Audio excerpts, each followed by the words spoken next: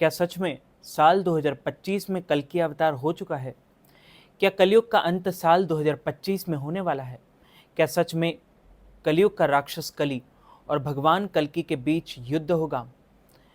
500 साल पहले संत अच्युतानंद दास ने कुछ अन्य संतों के साथ मिलकर भविष्य मालिका लिखी थी। भविष्य मालिका में कलयुग के 3 चरणों के बारे में लिखा गया है।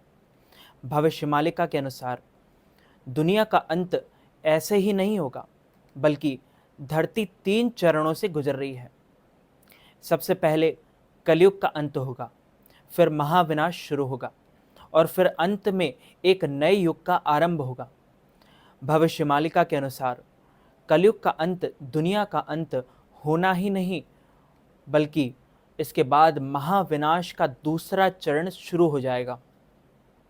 भविष्य मालिका की भविष्यवाणी के अनुसार कलयुग का जब भी अंत हो जाएगा तो धरती का तापमान तेजी से बढ़ेगा। इसका मतलब यह है कि गर्मी का मौसम होने पर अत्यधिक गर्मी से लोग परेशान होंगे। वहीं सर्दी भी इतनी कपकपाती होगी कि लोगों के हाथ पैर तक सुन्न पड़ जाएंगे। वहीं बरसात के दिनों में चारों तरफ पानी ही पानी होगा। इस दौरान पूरी दुनिया के कई देशों में गृह युद्ध छिड़ जाएंगे।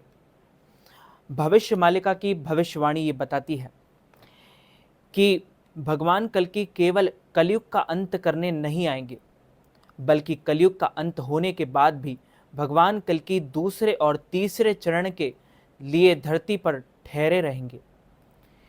कलयुग का अंत होने के बाद भगवान कल्कि धरती का महाविनाश होने के बाद एक नए युग की स्थापना करेंगे, जिसके बाद कलयुग हर चरण में समाप्त हो जाएगा और धरती पर धर्म की पुनः स्थापना हो जाएगी।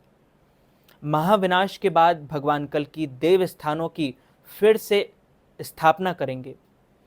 भविष्य मालिका की भविष्यवाणी के अकॉर्डिंग ये बताया जाता है कि इस धरती का अंत कई बार हुआ है। ऐसे में प्राचीन शहर, नगर, गांव जलमग्न हो चुके हैं।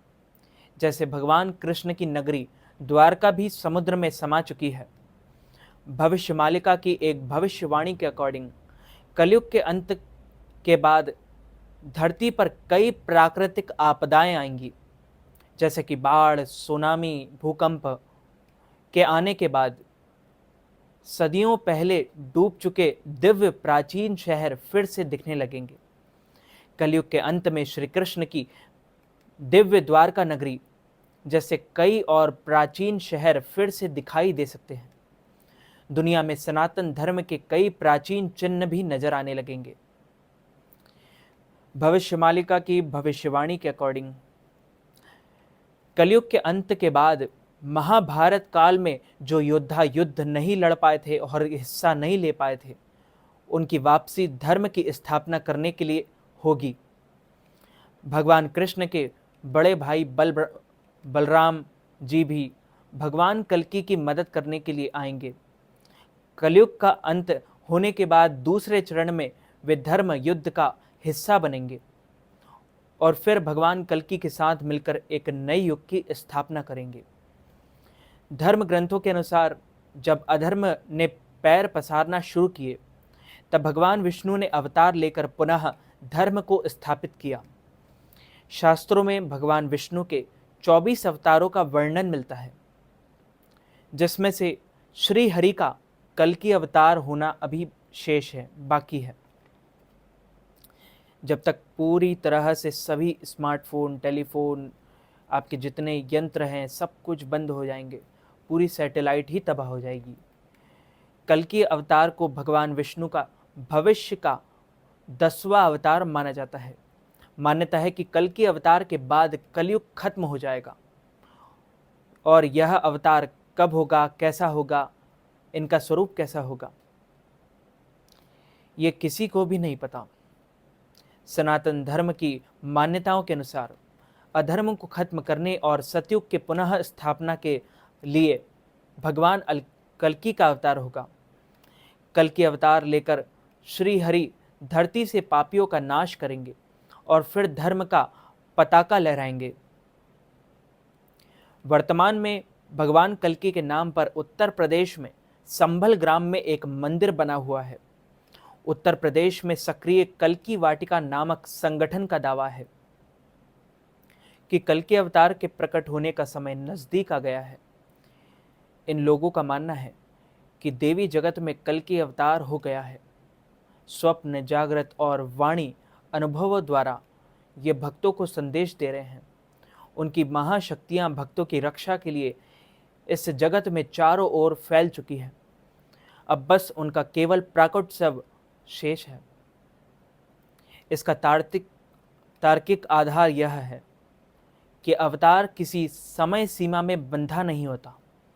उनके प्राकट्य में के अपने मापदंड होते हैं। पुराणों में ये बताया गया है कि कलयुग के अंत में भगवान कल्कि अवतरित होंगे। वे एक सफ़ेद घोड़े पर बैठकर आएंगे और राक्षसों का नाश और विनाश करेंगे। सभी तबाह हो जाएगा, पूरी धरती नष्ट हो जाएगी, पूरी दुनिया जलमग्न हो जाएगी। पौराणिक मान्यताओं के अनुसार कलयुग 4,32,000 वर्ष का है, जिसका अभी प्रथम चरण ही चल रहा है। कल्कि पुराण के अनुसार कलयुग में भगवान विष्णु कल्कि रूप में अवतार लेते हैं और कल्कि अवतार कलयुग व सतयुग के संधि काल में होगा। यह अवतार 64 कलाओं से युक्त होगा।